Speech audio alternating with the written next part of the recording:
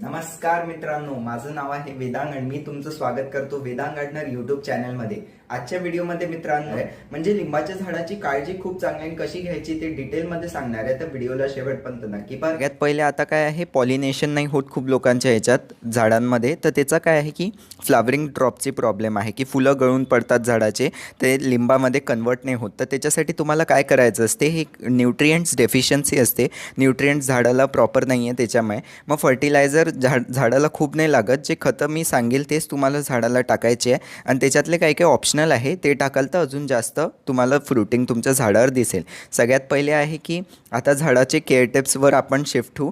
तर जे झाडाचा पूर्ण खालचा जो मेन स्टेमपासनं जो एरिया आहे तो तुम्हाला चांगल्याने क्लीन करून घ्यायचा आहे, स्वच्छ करून घ्यायचा आहे। काही पण काडी कचरा असेल ते पूर्ण चांगल्याने स्वच्छ करून घ्यायचा आहे। अजून मुंग्या वगैरे पण दगडं काही असतील ते पण तुम्हाला चांगल्याने हटवून साफ करून घ्यायचा आहे तो एरिया। त्याच्यानंतर जे पण खालचे जे ब्रांचेस असतात जे मुळापासनं कनेक्टेड असतात ते तुम्हाला कट करून घ्यायचे आहे, म्हणजे हिरवगार जे ब्रांचेस त्याच्यासाठी माती तुम्हाला चांगल्याने काढून घ्यायचं आहे। आणि याच्यात दोनच, जसं शेणखत आणि हे बघू शकता ही कंपोस्टी आहे।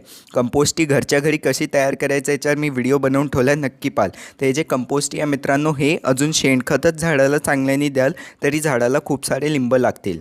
आता जशी 2 पॉईंट मित्रांनो मी तुम्हाला सांगून दिलं की खालचा एरिया तुम्हाला झाडाचा पूर्ण क्लीन करून घ्यायचा आहे, त्याच्यानंतर जे खालचे ग्रीन ब्रांचेस होते, जे फांद्या आहेत ते तुम्हाला कापून घ्यायचे आहे। मग पुढचा पॉईंट आहे की झाडाला तुम्हाला एक शेप द्यायचा आहे। तर शेप कसा दिला जातो, तुम्हाला झाडाची प्रूनिंग करायची आहे, म्हणजे तुम्हाला कटाई छटाई करायची आहे, म्हणजे झाडाची चांगली बारीक कटिंग करायची आहे, एकदम मुळापर्यंत नाही। पण हे जे वरच्या फांद्या असतात ते तुम्हाला दर 10 ते 15 दिवसात कट करत राहायचे आहे। याने तुमच्या त्या एक जी स्टेम्प होती त्याच्यापासून खूप सारे नवीन मल्टिपल ब्रांचेस येतील, जेणे की तुमचं झाड खूप चांगलं हिरवगार अजून मोठं अजून जायचं आहे की झाडाला शेप नक्की द्यायचा आहे। पुढचा जो 4थ्या नंबरचा पॉईंट आहे की तुम्हाला आता शेणखत कसं वापरायचं झाडात ते सांगतो आहे। तर त्याच्यासाठी जी टॉप लेअर असते मातीची ती तुम्हाला काढून घ्यायची आहे आणि खूप चांगलं डेप्थपर्यंत काढायचं, जोपर्यंत तुम्हाला झाडाची मुळं दिसत नाही। मुळं जेव्हाच दिसले तेव्हा तुम्हाला किचन वेस्ट कंपोस्ट, वर्मी कंपोस्ट म्हणजे गांडूळ खत किंवा शेणखत टाकून द्यायचं आहे। 2 ते 3 किलो चांगल्याने टाकायचं आहे। समजा माझ्यासारखं मित्रांनो तुमचं झाड जमिनीत नसेल, तुमचं कुंड्यांमध्ये असेल, पॉट्समध्ये लावून ठेवलं असेल, तर मग थोडंसंच तुम्हाला काढायची आहे वरची लेअर। अजून मग तुम्हाला 1 किलोच खत तुमच्या झाडाला टाकायचं आहे। कोणतंही, जसं मी सांगितलं आहे सगळ्या खतांवर मी चॅनलवर आधीच व्हिडिओ बनवून ठेवला आहे की घरच्या घरी कसं तयार करायचे आणि झाडामध्ये कसं वापरायचं, तर तेही व्हिडिओज नक्की पाहाल।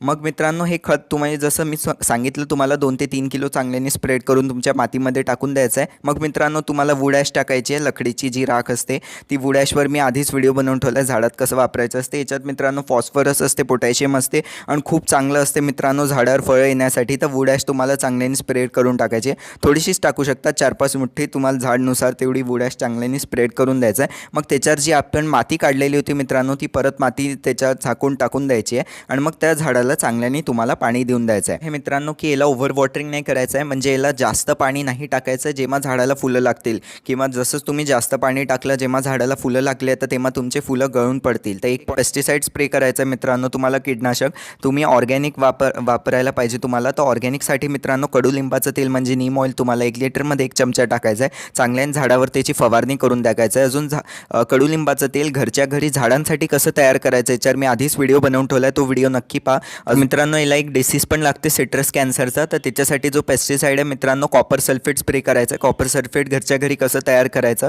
म्हणजे तांब्याच्या भांड्याचे फायदे काय आहेत त्याच्यावर मी एक व्हिडिओ बनवला होता, त्याच्यात सांगितलेलं आहे, तर तोही व्हिडिओ नक्की पाहाल। म्हणजे असे व्हाईट स्पॉट्स येऊन जातात आपले पानावरती झाडाच्या, त्याला सिट्रस कॅन्सर म्हटलं जाते। यांनी फळं जे असतात झाडाचे कमी होऊन जातात, तर याही डिसीजला तुम्हाला नक्की संपवायचं आहे। तर याच्यासाठी मित्रांनो तुम्हाला जो मी कॉपर सल्फेटचा व्हिडिओ बनवून ठेवला आहे तो नक्की पाहाल। अशा प्रकारे मित्रांनो आपल्या लिंबाच्या झाडाची काळजी घ्यायची आहे। आजच्या व्हिडिओमध्ये मी तुम्हाला डिटेलमध्ये सांगितलं।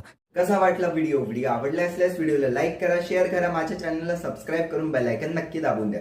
अजून मित्रांनो आता थोड्या वेळात तुम्हाला स्क्रीनवर इकडे व्हिडिओज येऊन जातील, त्यांना क्लिक करून नक्की पहा। इथे खताची प्लेलिस्ट पण येऊन जाईल, इथे खतांची अजून बाकीचे व्हिडिओज पण येऊन जातील, त्यांना क्लिक करून नक्की पहा।